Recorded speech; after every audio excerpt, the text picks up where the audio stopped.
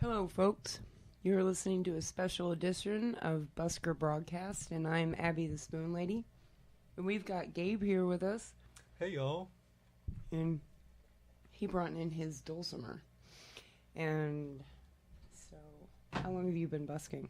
I've busked in Asheville just a handful of times. I probably did my first busking routine about a year and a half ago or so, and had a lovely experience. Grew up here in town and loved walking around and seeing all the buskers, so certainly grew up with the Asheville music scene, and am happy to be back home and partaking in it. And our buddy Greg is here. You want to introduce yourself? I'm Greg Candle.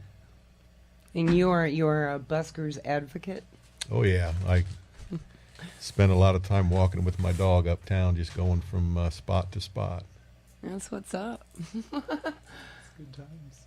So, what we do here at this show is pretty much, of course, we talk about busking, but the purpose of it is so that folks who aren't familiar with the busking scene and don't know what it's about can kind of get a window into what it's about. You know, now the buskers have a name and a story. It's not just the guy with the guitar, the guy with the dulcimer, or the girl with the spoons. Yeah. You know, there's something more to it.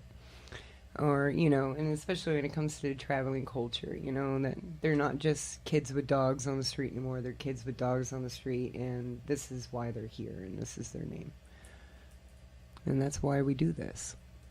The less misunderstanding, the better. And that's what we're trying to do, is get rid of some of that misunderstanding. That sounds good to me. Yeah. So, where else do you busk besides Asheville? I actually just finished up college. I was at school in New York State, in Poughkeepsie, New York, at Vassar College, and I would often, I don't know if you'd call it busking, but I would just play around on the lawns out there, and people would stop by, and it was really nice. I had a great time. So that's been most of my busking experience. It's just taking my dulcimer outside and hanging out with folks, and yeah, it's been a good time. You play with a lot of other dulcimer players? Up at school I haven't found anyone else who plays the dulcimer, but I play oftentimes with a good friend of mine who plays guitar, Ashley Powell, and she's actually out in Los Angeles recording her first album right now, so I'm happy for her, and it's good to have folks to play music with. Yeah. You've seen my dulcimer. I bring it out once in a while. I don't really play it too often on the street, though. Yeah, you're known for the spoons. Well, it makes me nervous because sometimes I'll gather a crowd because, it's a spoon lady. But then I'll be playing the dulcimer, and it'll make me really nervous because I'm not as good as at the dulcimer as I am at the spoons at all. Nowhere near. So, I don't know. Maybe I should just suck it up and get over it. Well, maybe if you teach me the spoons, we could share some dulcimer tunes too. Yeah, there we go. That might work. How long are you going to be here?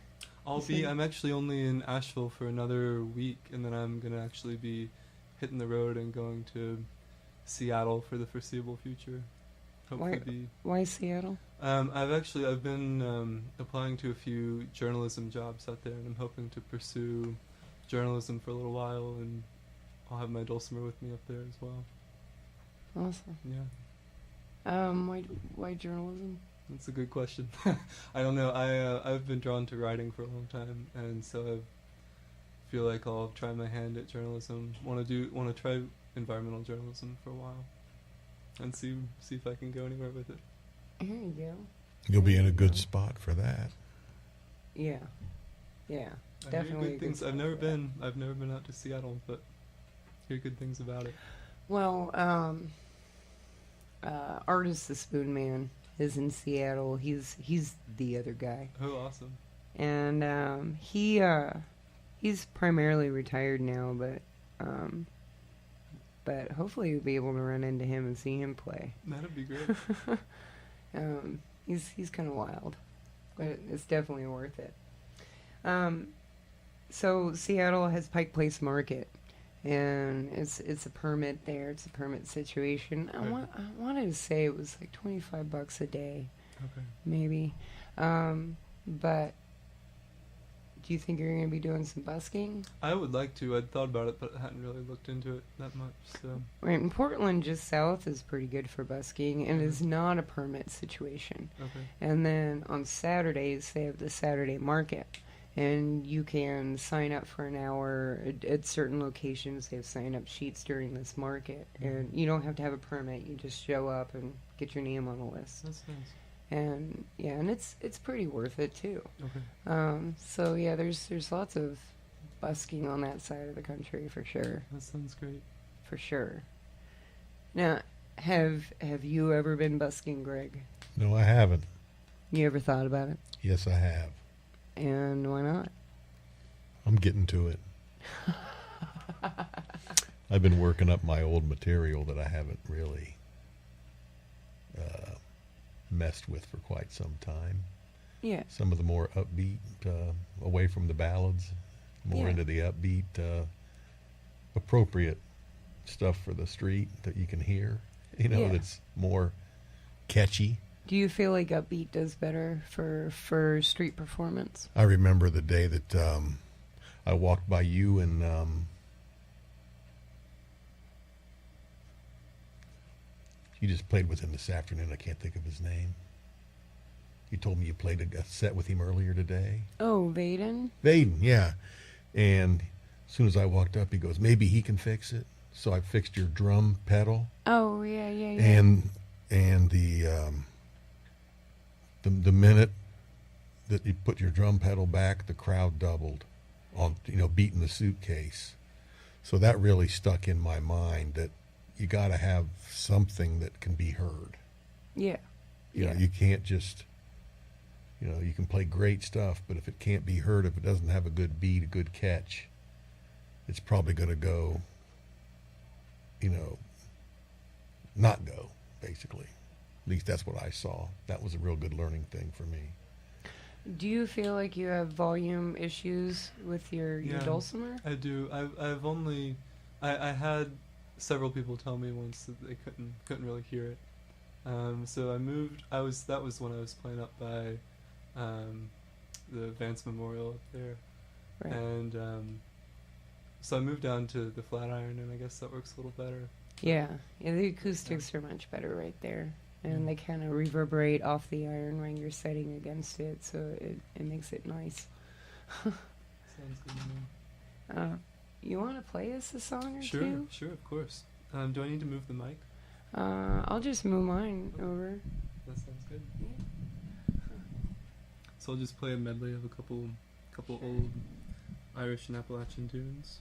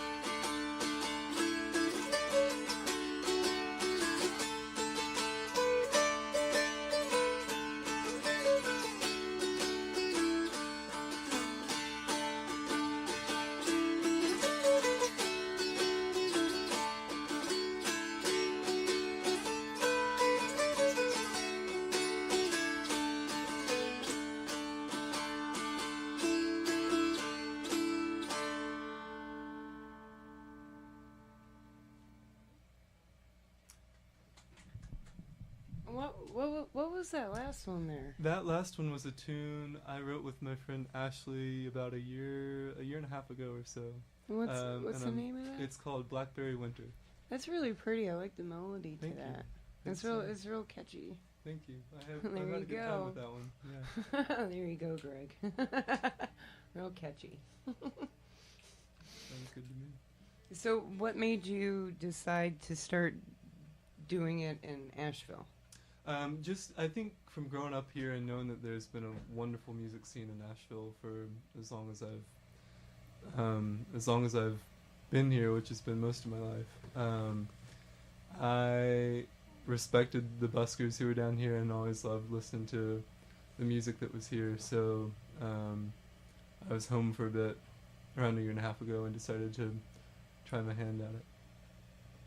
Awesome. Yeah. Do you have any favorite buskers or favorite things that you've seen out on the street, That's a or good question. I really love. or things that just stand out? You know? Yeah. You don't have to label it as favorite. Sure, no. I think certainly back a couple years ago, I don't know if they still play around. I haven't seen them lately, but the Blind Boy Chocolate and the Milkshakes, who would play Yeah. around here, really stood out to me when I was younger. I loved that type of old style music, and had a guy playing the saw. And Yeah, that saw player. I just drove his daughter up to Greensboro to see him this morning. Oh wow, She's a handful. She's 2. Her name is Mitty, and she's a firecracker. that's great. So have they moved on to other stuff now? Yeah, that band's pretty much broke up, Okay. but bits and pieces of everybody is still kind of here and there, Yeah. floating in and out of town. It's just kind of how it works, you know. Yeah, they definitely stood out to me. And then of course, seeing you play the spoons around was always a treat. And Banjo Ben, I would listen to his stuff when he was around. Ben Shirley, Mm-hmm. that's my old busking partner, folks. If you're not familiar, yeah. He's a good one.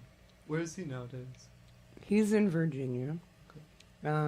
He could be in Richmond, or he could be floating between Richmond and a goat cheese farm, but that's what he's doing.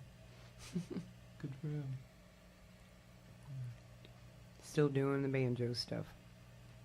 Do you play other instruments? I do not. I took piano lessons when I was young. Tried to pick up guitar a couple years ago, but the dulcimer seemed to stick. That's the only one so far. But why? That's a good question. I got this just about 2 years ago. And my mom, I grew up with the dulcimer a little bit because my mom would play, and my mom and her family are from the Southern Appalachians for generations, so that music is in my roots, and that feels really nice. So my mom has a dulcimer and would play growing up, and then I was visiting my aunt about 2 years ago, and she was getting ready to move and didn't really play her dulcimer anymore and offered hers to me. So that's what I'm playing tonight, is my aunt's dulcimer. So very proud. Do you have any heroes on the instrument? I would say I really enjoy Don Petty's music, and then there's another woman from Kentucky who just died, and I'm not remembering her name. Jean Ritchie? Jean Ritchie is phenomenal, and she was 92, 93. Yeah, 3 of them. Yeah, I'm a huge Gene Ritchie fan. She's amazing. I'm a huge Gene Ritchie fan. She's really phenomenal. Yeah. And Gene Ritchie was the mother of folk, pretty much. And she did so much to preserve mountain history and mountain music. And she just absorbed so many songs just through living daily life. It's amazing. Yeah, she's phenomenal. I just heard about her a couple years ago, but I really enjoy her music, and yeah, she's been an influence, certainly. So, Greg, what all kind of instruments do you play in? Banjo, guitar.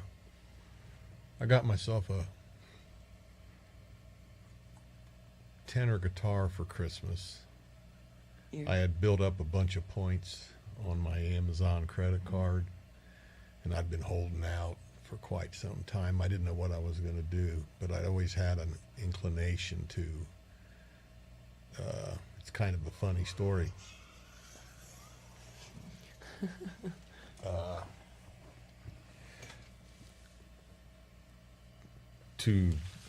I made up my own. I thought I did. Made up my own style on a banjo, 5-string. Turns out that it's Lester Flat strum. He just did the rhythm for Earl. Never played when they needed picking done. Earl did it, and I always thought Earl was one of the best bluegrass guitar pickers I ever heard.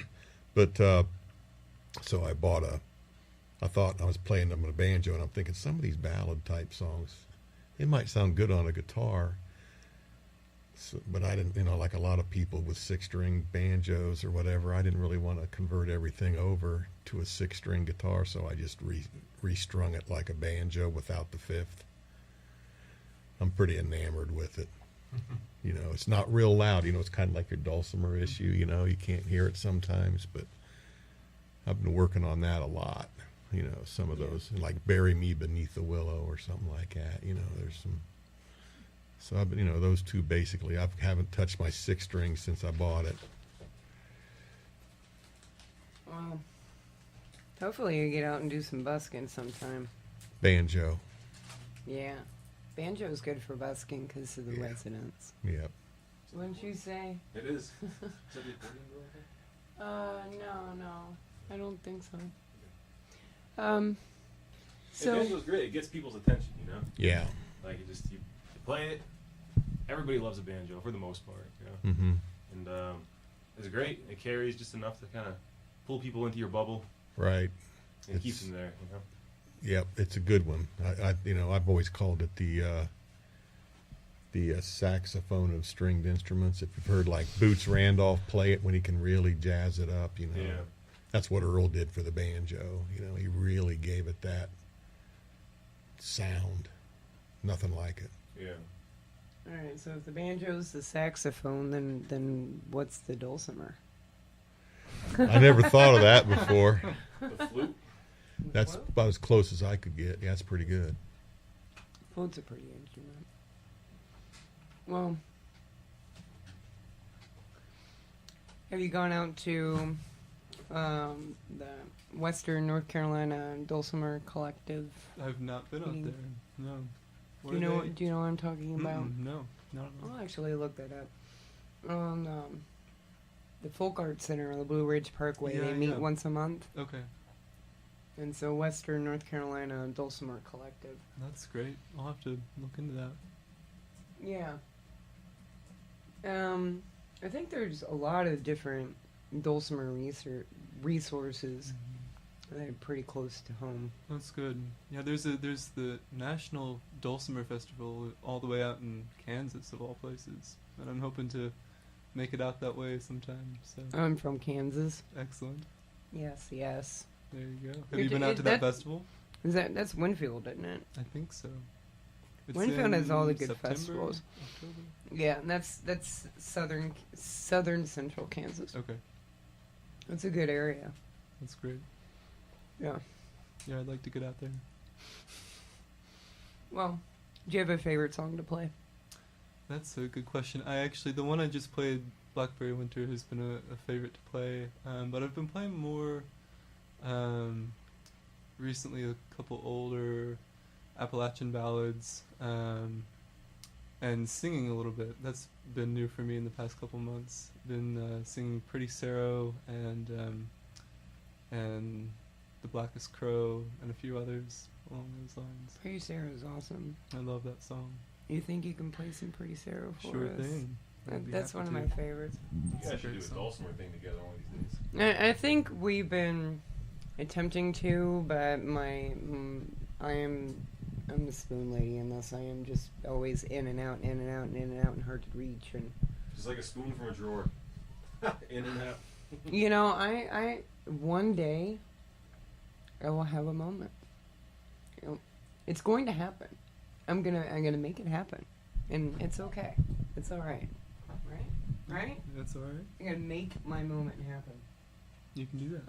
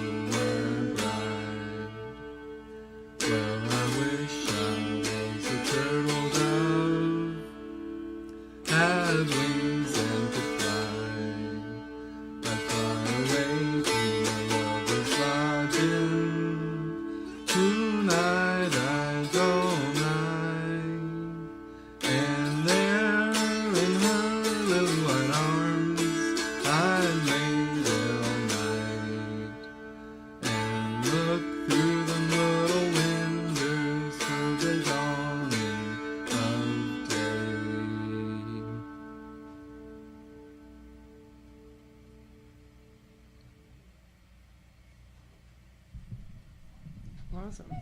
Thanks. What kind of stuff are you working on for the future?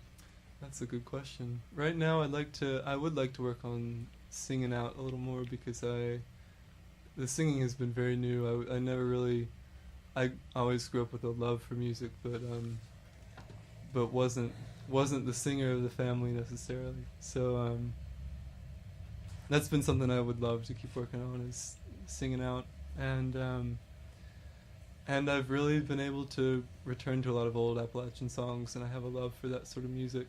So I'd like to keep exploring that and see what lies out there. What are the next ones you're learning, or what are the ones you're wanting to learn? I would love to learn Barbara Allen. I know the very beginning of Barbara Allen, and I'm going to keep working on that one. I can play Barbara Allen.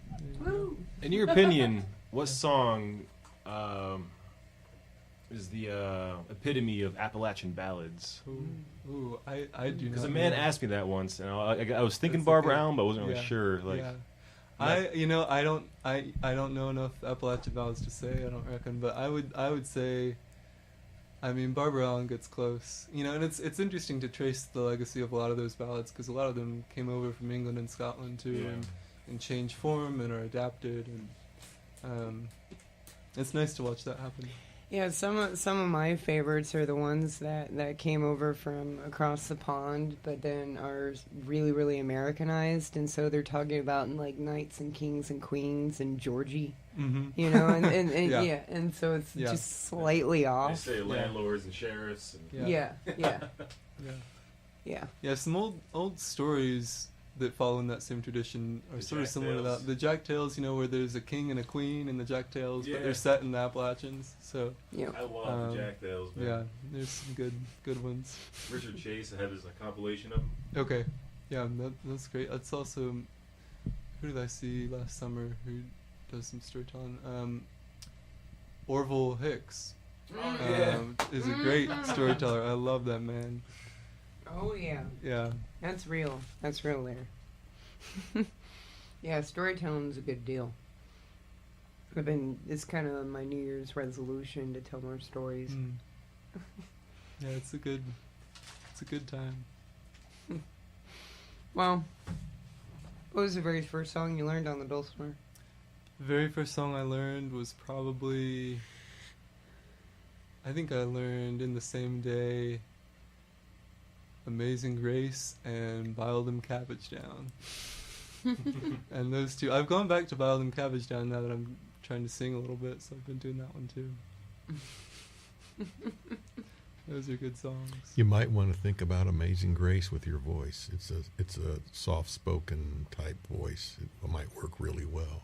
Thank you. Yeah, I will. What was the first song that you learned in instruments? Oh my. I don't remember. Not at all? I know my buddy Robert was about to shoot me because, you know, I automatically I didn't start playing until I was in my 30s. So I just wanted to play Red River Valley around the campfire. I had no idea, you know. And my buddy Robert, you know, we'd play after work. And I'd play songs I knew because I automatically knew where to go. Once I knew my 3 or 4 chords per song, I always just knew where to go. Still, you know, I mean, I just didn't have to think about it. So I'd do songs I knew really well just to get it was probably a Hank Williams Sr. song. But he was going to kill me because I used to use Song Sung Blue by Neil Diamond because I just knew it. You know, just one of those songs that I just played automatically. Yeah. So, you know, I always went with what came easy first and then worked from there. But Hank, I did a lot of Hank. Then later on when I discovered John Prine, well, that's a whole nother game. That changed everything for you? Yeah.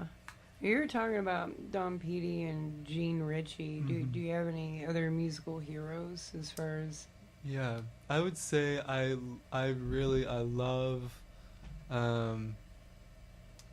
Rising Appalachia is a wonderful band, and a lot of those folks they're local too, and I've really enjoyed getting to connect with them and trying to play. Another one I've been learning recently is their version of Cumberland Gap, which is another great Appalachian tune. So I love those folks, and then other folk acts that don't necessarily follow in the Appalachian vein, but I love Joanna Newsom on the harp, and then Vienna Tang on the piano. I really admire their music as well. Awesome. Yeah, piano. Piano's kind of an underrated thing these days. You know, it's kind of fading off. You hardly ever hear it in modern music anymore. It's the instrument.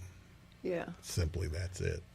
And it's sad that it's kind of dwindling a little bit as far as our modern ears are concerned. Yeah.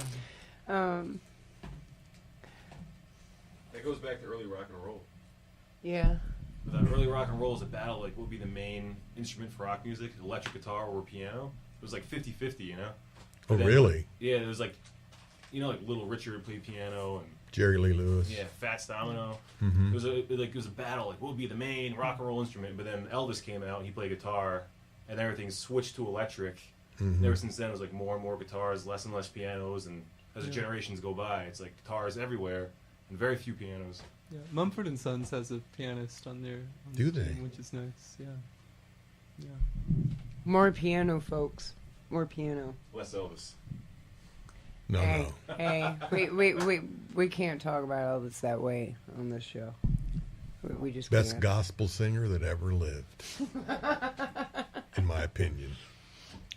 Elvis is somewhere working on a building. That's right. That's what's up. Blue piano. Well, you got another tune for us? Sure thing. Awesome. Let's do that. All right.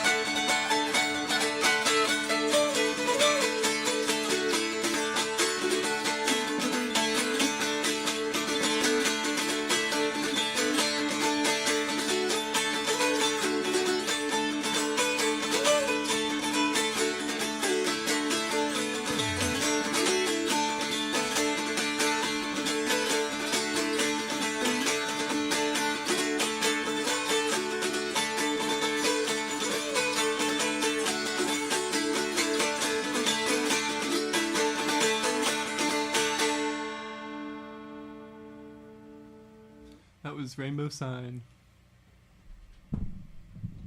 That's another one I really like. I used to play that with a band I played with in Nashville. Oh, cool. I really like that one. Yeah, the have you heard the McRae sisters version? They were in Asheville for a couple years, and now I don't remember where they are. But I'm gonna write that down. yeah, You said McRae. McRae. Yeah, All right, y'all folks at home, write it down too and listen. yeah, they've got a good version. That's how I learned that one. Yeah, that's a great fiddle tune. Hmm. So do you listen to a lot of fiddle music? Yeah, I try to. I love the fiddle. Whenever I'm listening to fiddle tunes and then I go to try to put them to dulcimer, I get really confused. And I'm not sure if it's all in my brain or not, which it probably is, but I just don't think I can move that fast yet. I'm trying, though. I'm trying. Yeah. You know, but busking is good practice, so I should bring it out more often. Yeah. And do you feel like you've learned a lot from busking? I would say so. I would say I've learned to be more confident. You know, I've spent a lot of time just like in my shell and don't want people to hear if I mess up, but messing up's part of the gig, you know? Yeah. And it's gonna happen, and I also really, part of the appeal to me is just playing outside is really nice. I love taking an instrument and playing outside. So Yeah. Have you ever played on stage? I've played at a few, not like for a performance itself, but I've played at a few events where I've been sort of up on a stage for events, and that's been nice. It's a different feel, but You like the street better? it's hard for me to say. I don't know. They both feel very different. You know, I played at a venue there was a medieval literature festival thing that I had played up at my school back in January, and they wanted some like sort of medieval sounding music, so I retuned the dulcimer. I had to sort of retune it because it's not so good at playing the minor notes. Whoa, can you do a sample of that for us? I can try. Yeah, let me see if I can That I'll sounds retune it real interesting. quick. Yeah, it was really fun. So Well, this that was- conversation is a little interesting to me because I kind of noticed, especially when I was first starting to learn the dulcimer, that a lot of folks were heavily leaning towards medieval music, and and you would see a lot of dulcimer players at Renaissance fairs and things like that, Really? but it doesn't fit in that time period No, it quite. doesn't. That's No, you know what I mean. It doesn't match, no. but the sound of it feels like it would. right. You know, but but the dulcimer again was made to mimic those sounds, the sounds of back home. So I guess that fits. Yeah, I need to read up a little more on the dulcimer's history, but I hear that it was adapted from some German instruments that would have been Mhm. carried over, and those may have had a more medieval lilt to them. Right, and they say that the drone strings and such, that a lot of that was made to resemble the sound of bagpipes to remind folks of home. Which is why you get folks playing bagpipe tunings, Drone instruments. drone instruments. Of course, that's primarily what it was in early America. It was drone.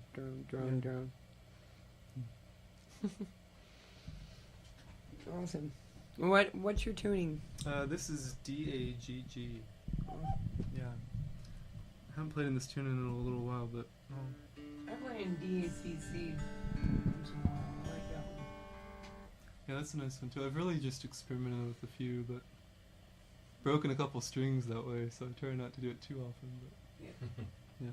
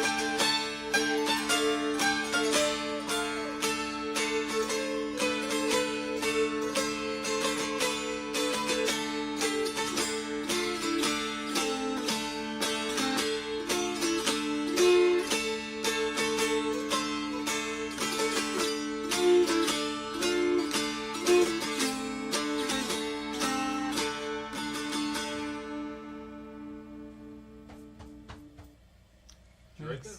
Yeah, I did. That's good. I did. Do you have a Thank name you. for that? Not yet.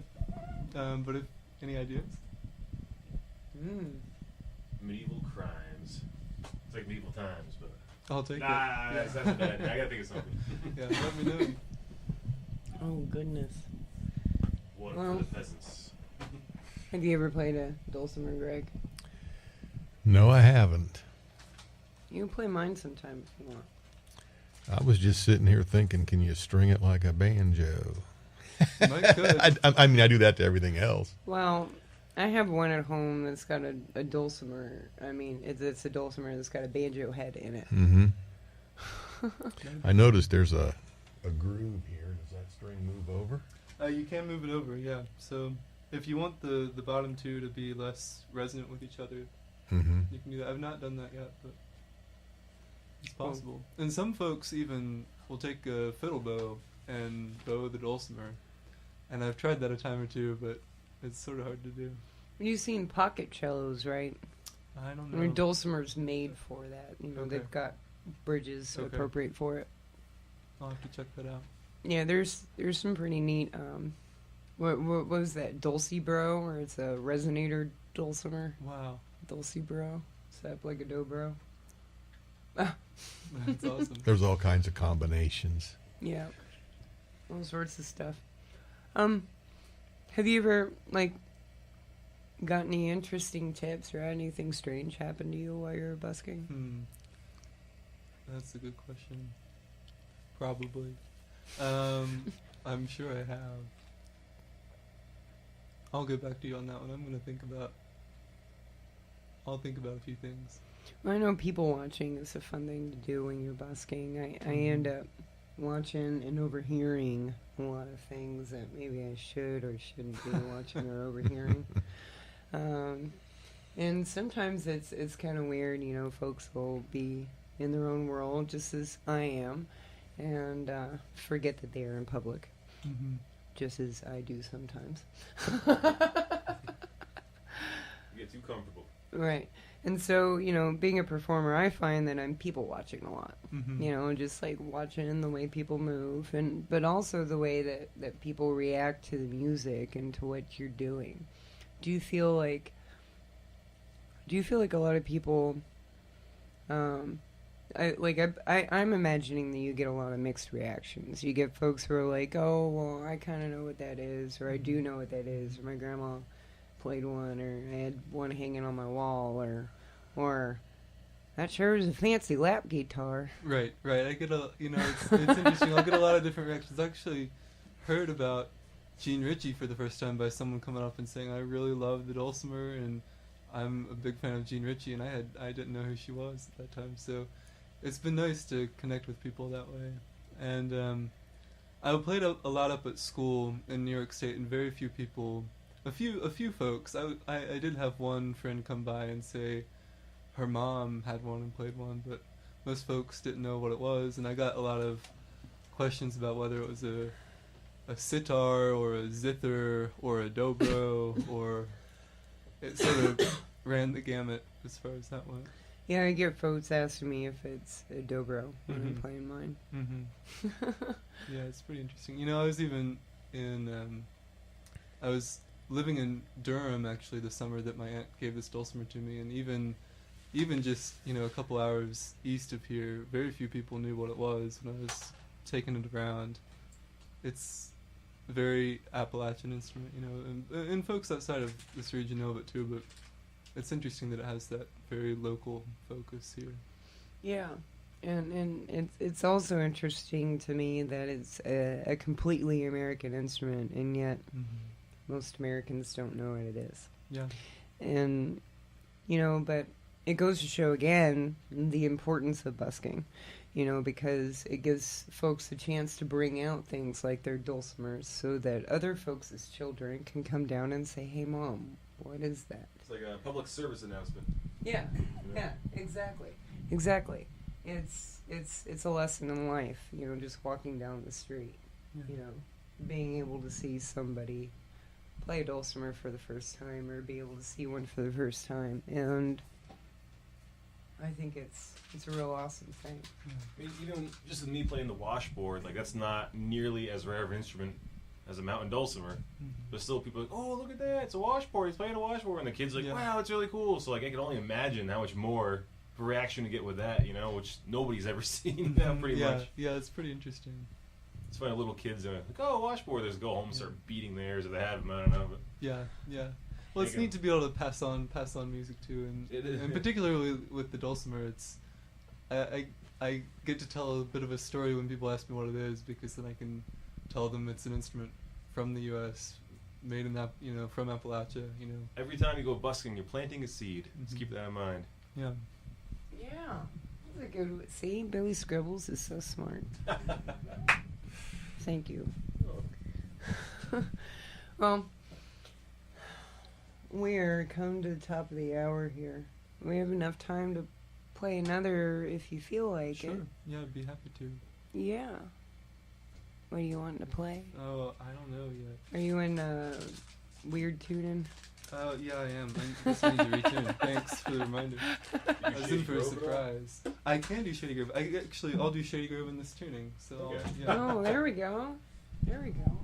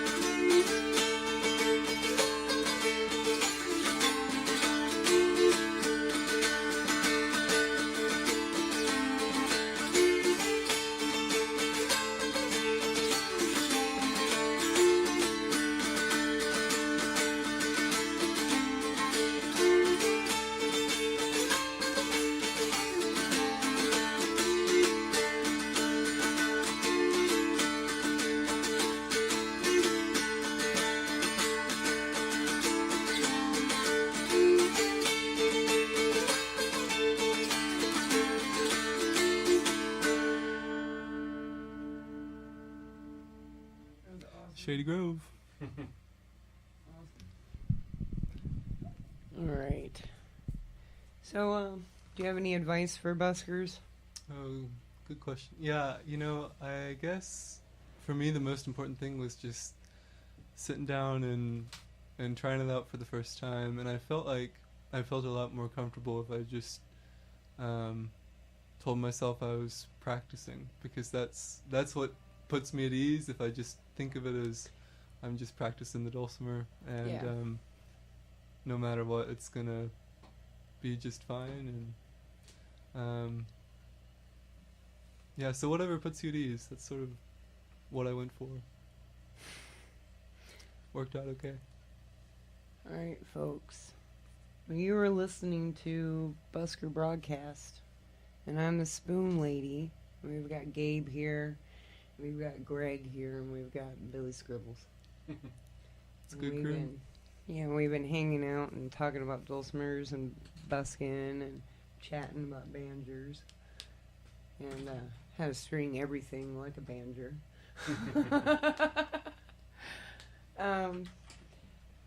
But if you are interested in being part of this broadcast, you can find us on Facebook, Busker Broadcast. You can find Abby the Spoon Lady on Facebook, Abby the Spoon Lady, spoonladymusic.com. You can also get a hold of us at our wonderful station site, wpvmfm.org. We are also looking for volunteers here.